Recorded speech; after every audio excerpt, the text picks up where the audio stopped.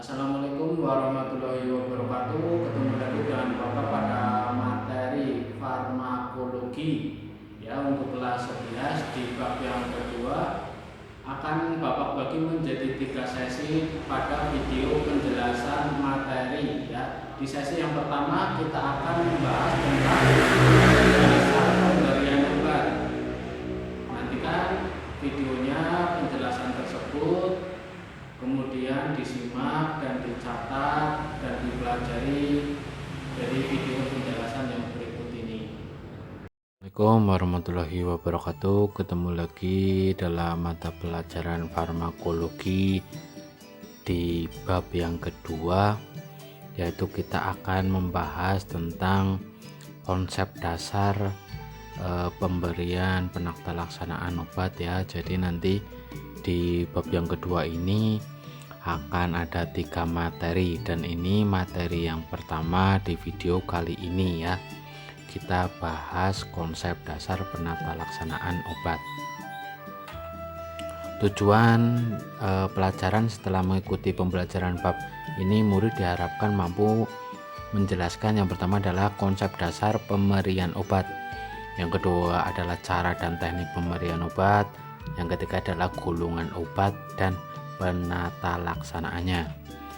Agenda yang akan kita bahas dimulai dari definisi konsep dasar pemberian obat, yang ketiga adalah prinsip dan teknik pemberian obat, yang keempat adalah peran dan tata laksanaannya, lesson break. Kemudian definisi pemberian obat. Definisi pemberian obat: obat merupakan sebuah substansi yang diberikan kepada manusia atau binatang sebagai perawatan, pengobatan, atau bahkan pencegah terhadap berbagai gangguan yang terjadi di dalam tubuh. Dalam pelaksanaannya, tenaga medis memiliki tanggung jawab dalam keamanan obat dan pemberian secara langsung ke pasien. Hal ini semata-mata untuk memenuhi kebutuhan pasien. Hal yang perlu diperhatikan ada 5 poin. Poin yang pertama adalah pemberian obat yang aman dan akurat merupakan salah satu tugas terpenting bagi seorang perawat atau apoteker ya. Kemudian yang kedua adalah obat adalah alat utama terapi yang digunakan dokter untuk mengobati klien atau pasien yang memiliki kesehatan. Yang ketiga adalah perawat bertanggung jawab memahami jenis obat dan efek samping yang ditimbulkan, memberikan obat dengan tepat, memantau respon pasien dan membantu klien menggunakannya dengan benar dan berdasarkan pengetahuan ya. Ini juga peran sebagai apoteker. Perawat harus memahami masalah klien saat ini dan sebelumnya ya. Apoteker asper juga sama. Pertimbangan perawat penting dalam pemberian obat yang tepat dan aman. Benar obat ya. Persiapan pemberian obat. Sebelum memberikan obat pada pasien, ada beberapa persyaratan yang perlu diperhatikan untuk menjamin keamanan dan pemberian obat. Di antaranya ada poin 1 sampai dengan 6. Poin yang pertama adalah tepat obat, kedua tepat dosis, yang ketiga adalah tepat pasien, yang keempat tepat jalur pemberian, yang kelima adalah tepat waktu, yang keenam adalah tepat pendokumentasian. Tepat obat kita bahas terlebih dahulu. Sebelum mempersiapkan obat ke tempatnya, petugas medis harus memperhatikan kebenaran obat sebanyak 3 kali. Yang pertama adalah ketika memindahkan obat dari tempat penyimpanan obat. Terus diperhatikan juga saat obat diprogramkan. Kemudian yang ketiga adalah mengembalikan obat ke tempat penyimpanan. Tepat dosis. Untuk menghindari kesalahan dalam pemberian obat, maka penentuan dosis harus diperhatikan dengan menggunakan alat standar seperti obat cair harus dilengkapi alat tetes gelas ukur, sepuit atau sendok khusus, alat untuk membelah, tablet, dan lain-lain. Dengan demikian perhitungan dosis benar untuk diberikan ke pasien. Kemudian yang ketiga adalah tepat pasien. Obat yang diberikan hendaknya benar pada pasien yang diprogramkan. Hal ini dilakukan dengan mengidentifikasi identitas kebenaran obat, yaitu mencocokkan nama, nomor register, alamat, dan program pengobatan pada pasien. Identitas pasien harus diperiksa, papan identitas, kemudian tempat tidur, gelang identitas, atau ditanyakan langsung kepada pasien atau keluarganya. Jika pasien tidak sanggup berespon secara verbal, respon nonverbal dapat dipakai ya. Misalnya pasien mengangguk. Jika pasien tidak sanggup mengidentifikasi dari akibat gangguan mental atau kesadaran, harus dicari cara mengidentifikasi yang lain, seperti menanyakan langsung kepada keluarga.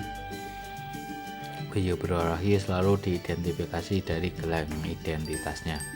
Kemudian tepat pemberian, tepat jalur pemberian ya. Yang pertama adalah oral ya, adalah rute pemberian yang paling umum dan paling banyak dipakai karena ekonomis, paling nyaman dan aman. Kemudian parenteral ya, kata ini berasal dari bahasa Yunani. Pra berarti di samping, kemudian enteron berarti usus, dari parenteral berarti di luar usus atau tidak melalui saluran cerna, yaitu melalui vena atau perset atau perinfus. Kemudian jalur yang ketiga adalah topikal, yaitu pemberian obat melalui kulit atau membran mukosa, misalnya salep, lotion, krim, spray, kemudian tetes mata ya. Kemudian yang disebut dengan rektal, pemberian dilakukan untuk memperoleh efek lokal seperti konstipasi ya, yaitu obatnya adalah dulcolak ya. Kemudian hemoroid, anusol, pasien yang tidak sadar atau kejang ya, berikan stesolid ya. Kemudian pemberian obat perektal memiliki efek yang lebih cepat dibandingkan pemberian obat dalam bentuk oral. Reaksinya ini lebih cepat. Kemudian inhalasi, yaitu pemberian obat melalui saluran pernafasan ya, atau dihirup. Saluran nafas memiliki epitel untuk absorpsi yang sangat luas. Dengan demikian berguna untuk memberikan obat secara lokal pada salurannya, misalnya salbutamol, Ventolin, Combifen, Parotek untuk asma ya, atau dalam keadaan darurat misalnya terapi oksigen. Tepat waktu juga harus diperhatikan. Pemberian obat harus benar-benar sesuai dengan waktu yang diprogramkan karena berhubungan dengan kerja obat yang dapat menimbulkan efek terapi dari obat ya. Jadi obat juga ada waktunya. Tepat dokumentasi, tepat pendokumentasian setelah obat itu diberikan harus didokumentasikan ya, dari dosis, urutannya, waktunya, dan oleh siapa obat itu diberikan. Bila pasien menolak minum obat atau obat itu tidak dapat diminum, harus dicatat ya alasannya juga. Kemudian dokumentasi sangat penting. Jadi setelah memberikan obat, kita harus segera memberikan obat ke format dokumentasi dengan benar ya.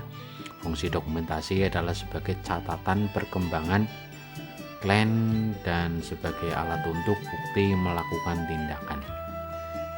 Pemberian obat pada pasien. Yang pertama adalah penggunaan obat pada anak. Bentuk sediaan obat.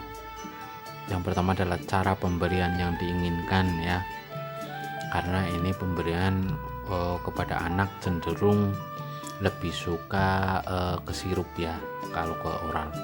Kemudian usia, ketersediaan pengobatan lain yang sedang dijalani, kemudian kondisi penyakit.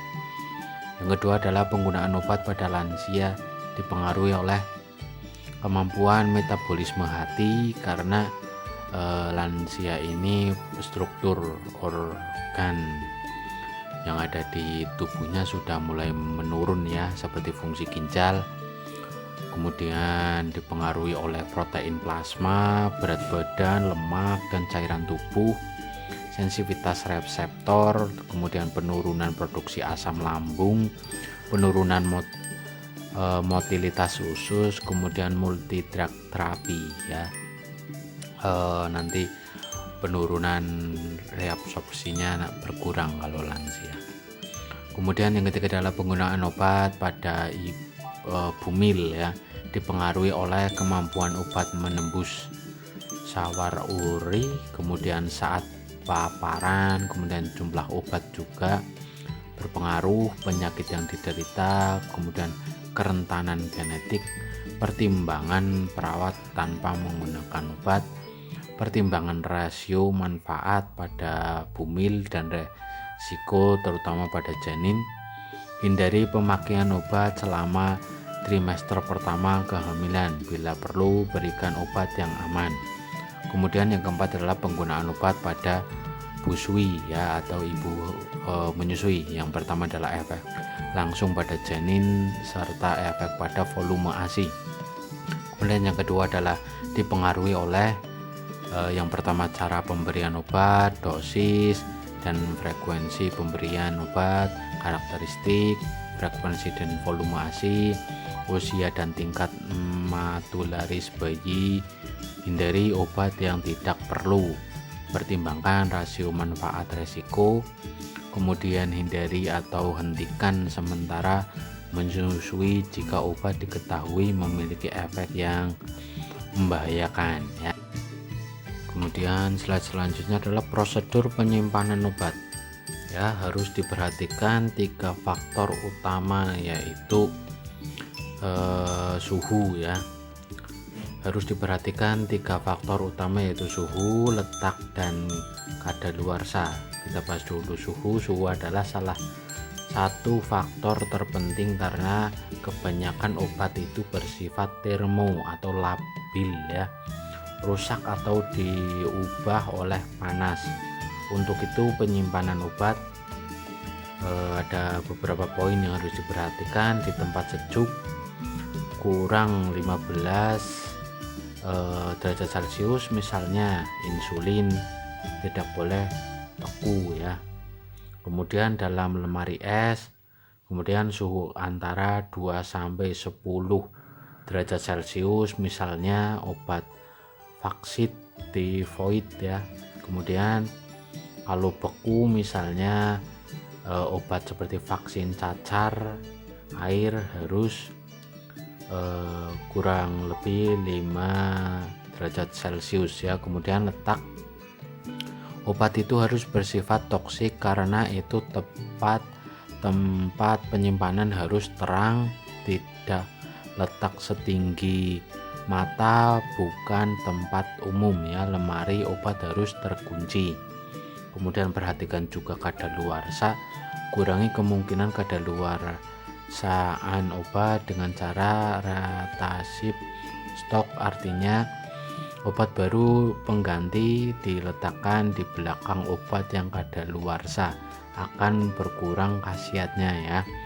Jadi harus diperhatikan. Yang perlu diperhatikan adalah perubahan warna dari belakang jadi keruh ya, dan tablet menjadi basah. Cara penyimpanan obat ada beberapa poin. Yang pertama adalah ikuti petunjuk penyimpanan pada label kemasan. Simpan obat dalam kemasan asli dan dalam wadah tertutup rapat. Yang C, simpan obat pada suhu kamar dan hindari sinar matahari langsung. D, jangan menyimpan obat pada tempat panas atau lembab. Yang E, jangan menyimpan obat bentuk cair pada lemari pendingin agar tidak membeku, kecuali jika tertulis pada etiket obat. Jangan menyimpan obat yang telah kadaluarsa atau rusak. Jangan meninggalkan obat di dalam mobil ya.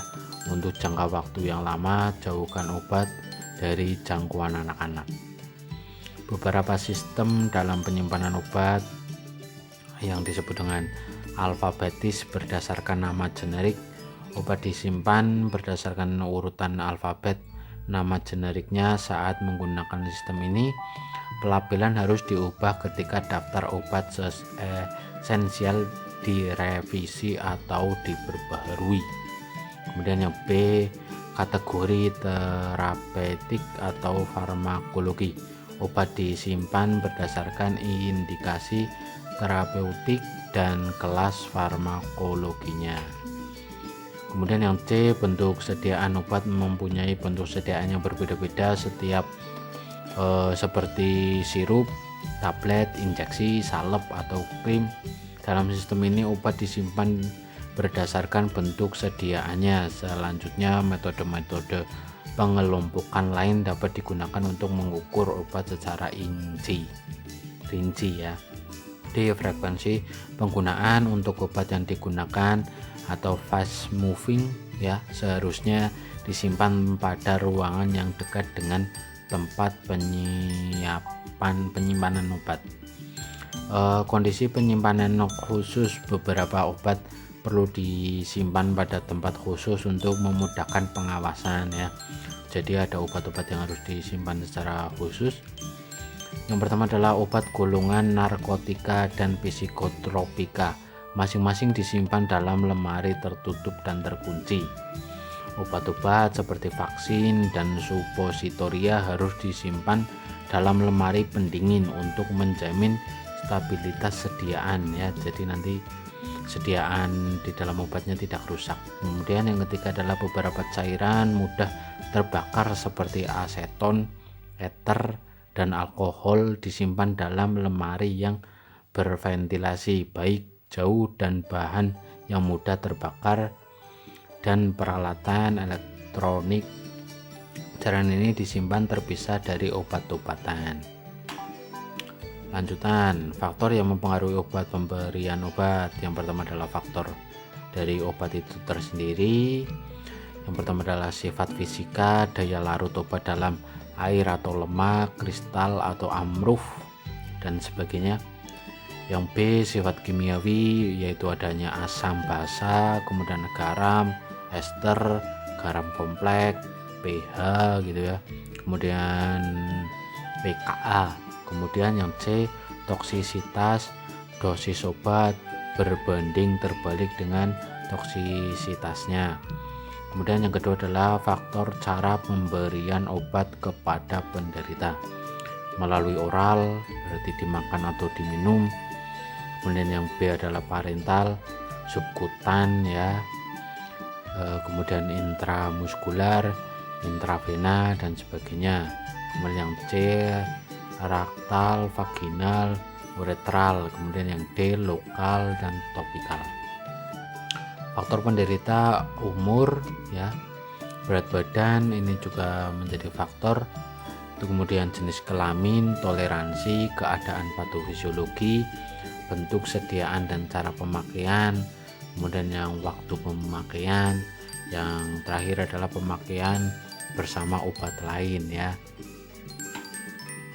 Dosis obat adalah jumlah obat yang diberikan kepada penderita dalam satuan berat atau satuan isi atau unit-unit lainnya. Satuan berat mikrogram ya, kemudian miligram, kemudian gram, kalian juga harus pahami itu. Kemudian satuan isi mililiter, dan ada cc, dan ada liter. Kemudian satuan unit ya, UI ya. Dosis obat. Dalam menentukan dosis anak ada beberapa masalah yang harus kita perhatikan. Organ hepar, ginjal, SSP atau sistem saraf pusat belum berfungsi secara sempurna, metabolisme obat belum maksimal. Yang kedua adalah distribusi cairan tubuh berbeda dengan orang dewasa. 4 poin, perbedaan absorpsi, kemudian perbedaan distribusi, persen cairan ekstrasel dan cairan tubuh total. perbedaan metabolisme, kemudian ada perbedaan ekskresi. Macam-macam dosis terapi, dosis medisinalis, dosis terapeutik, kemudian ada dosis secara lazim. Rentang jumlah obat yang diberikan kepada penderita dewasa untuk 1 kali pemberian ya.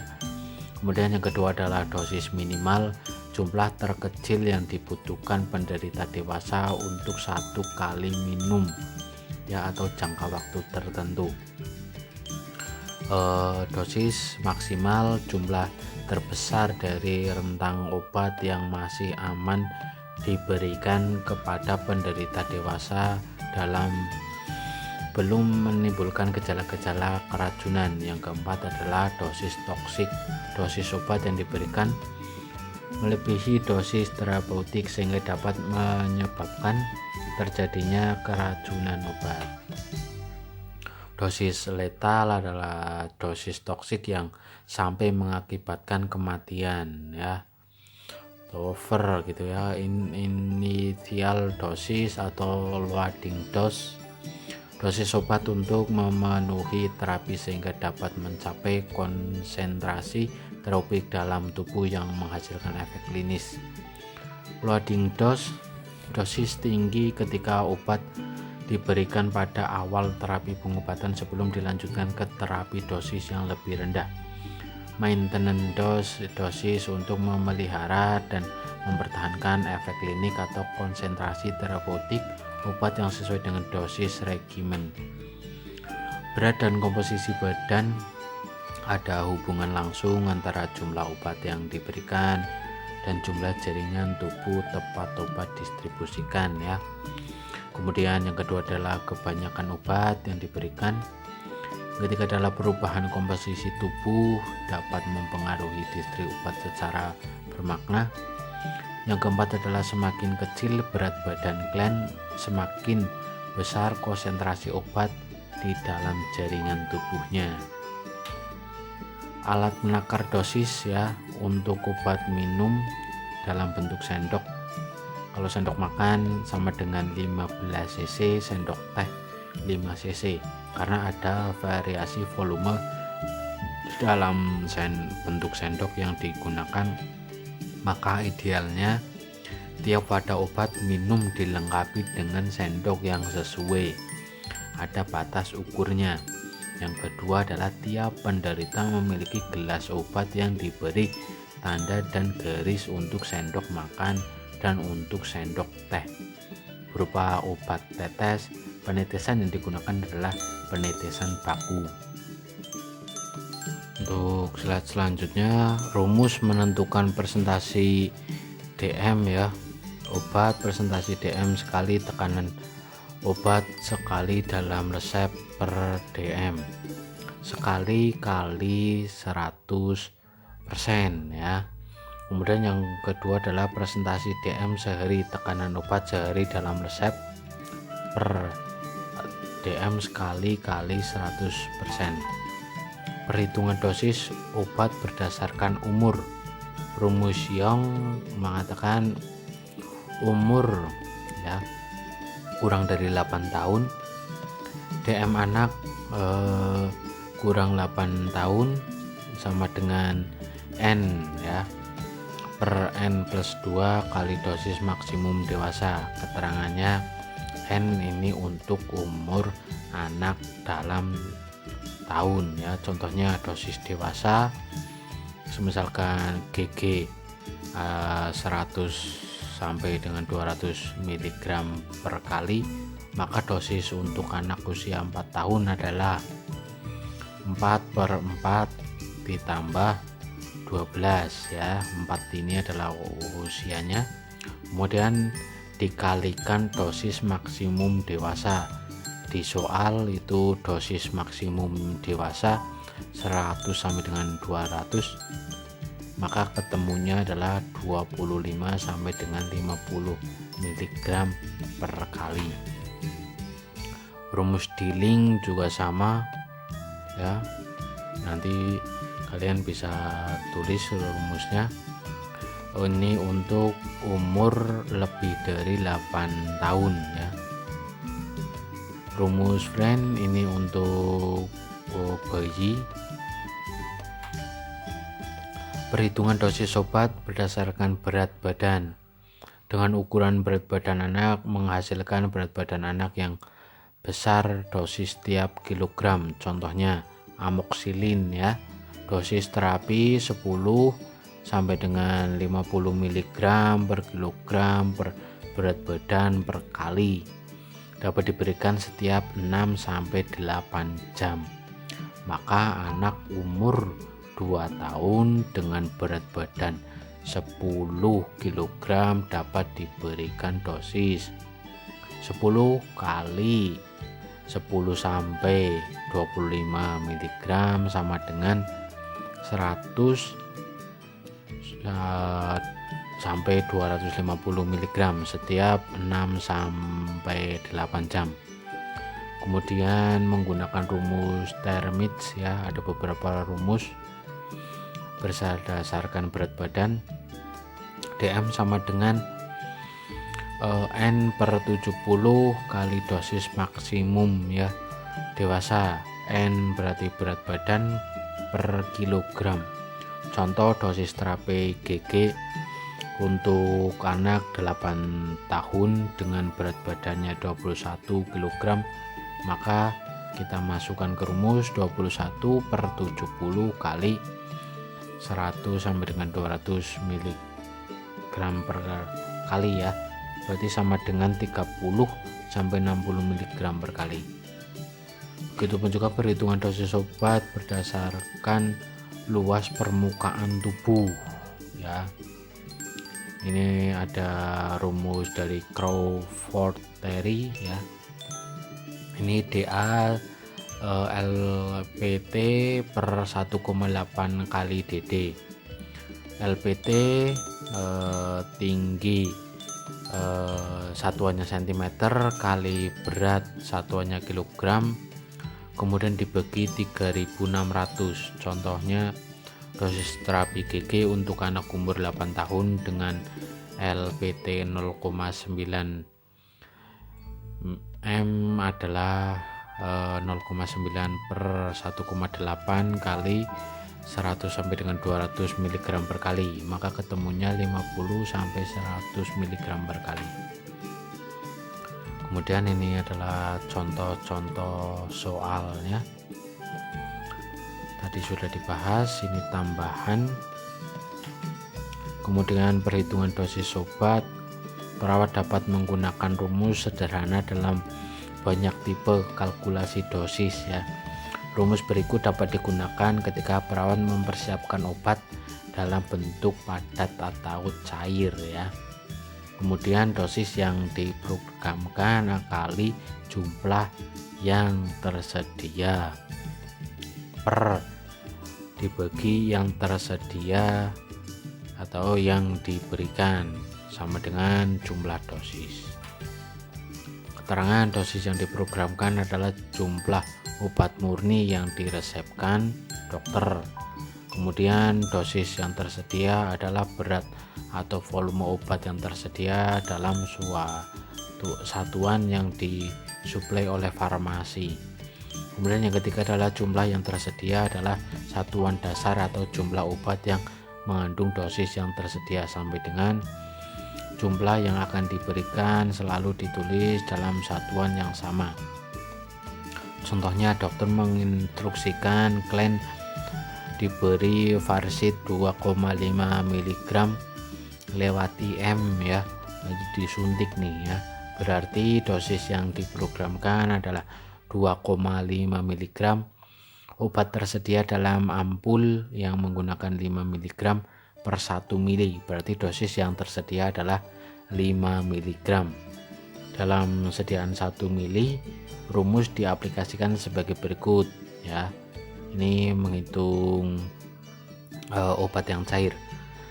Untuk menjawab ya, 2,5 mg kali 1 mg sama dengan volume yang diberikan dalam mililiter 5 mg. Untuk untuk menyederhanakan pecahan bagi pembilang dan penyebut dengan 2,5 setengah kali 1 mili ya, maka ketemunya adalah 0,5 mili untuk diberikan. Ini adalah contoh kasusnya. Perhitungan dosis tablet, serbuk, dan obat cair ya. Contoh perhitungan dosis tablet ya. Berdasarkan tablet digosin diperlukan untuk mendapatkan dosis 0,125 mg. Satu tabletnya mengandung 62,5 mcg digosin ya. Jawab. Oh ya, 0 tadi kan di soal 0,125 mg ya, sama dengan 125 kali dengan 1000 ya, mcg satuannya, maka ketemunya adalah 125 mcg.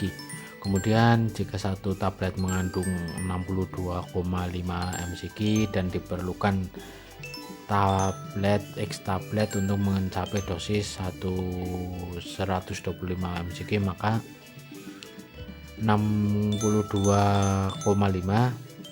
sama dengan 125 mcg tadi ya, sama X, maka ketemunya 2.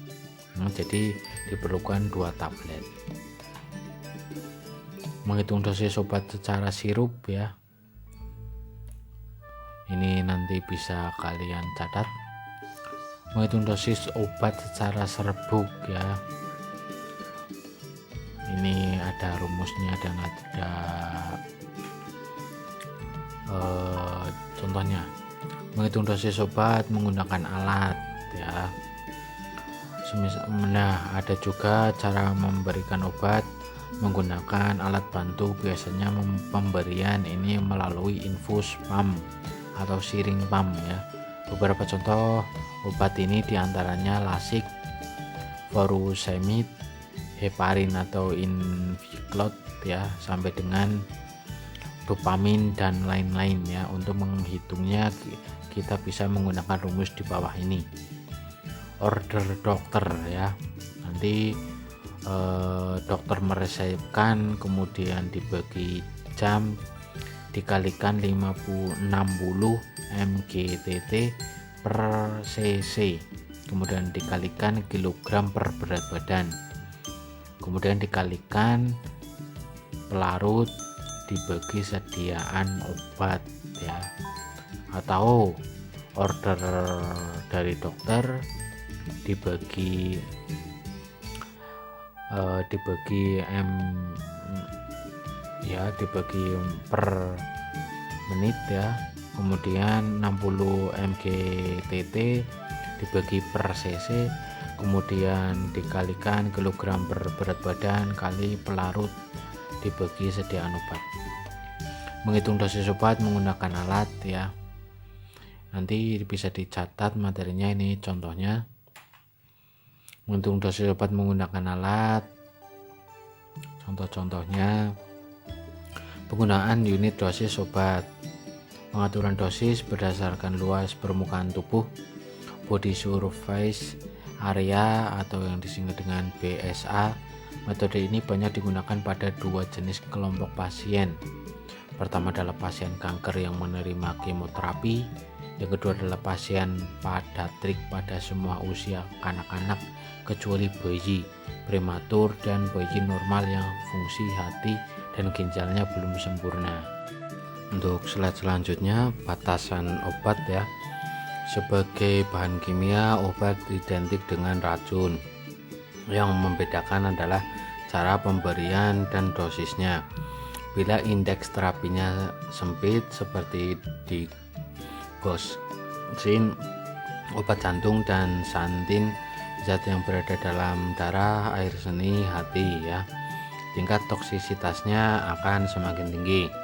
Berdasarkan Permenkes RI nomor 242 /1990, obat jadi merupakan sediaan atau paduan bahan-bahan yang siap digunakan untuk mempengaruhi atau menyelidiki sistem fisiologi atau keadaan patologi dalam rangka penetapan diagnosis, pencegahan, penyembuhan, pemulihan, peningkatan. Ya, kemudian ini adalah catatan penggunaan rumus Young sebaiknya dihindari. Sharing tidak tepat ya. Kadang dalam literatur ditemukan dosis anak dengan kriteria umur, misalkan dosis dengan anak umur kurang 2 tahun tidak dianjurkan, kemudian sampai dengan anak 7 sampai dengan 14 tahun ya. Kalian bisa catat nanti ini materinya. Cara ini mengarah generasi dosis, artinya anak umur 2 sampai dengan 6 tahun dosisnya sama. Demikian juga untuk anak 7 sampai 14 tahun. Terima kasih untuk materi konsep dasar penata laksanaan obat sudah selesai di materi farmakologi di bab yang kedua. Nanti akan dilanjutkan lagi masih materi farmakologi yang bab kedua di sesi kedua, yaitu untuk pertemuan berikutnya prinsip dan teknik pemberian obat.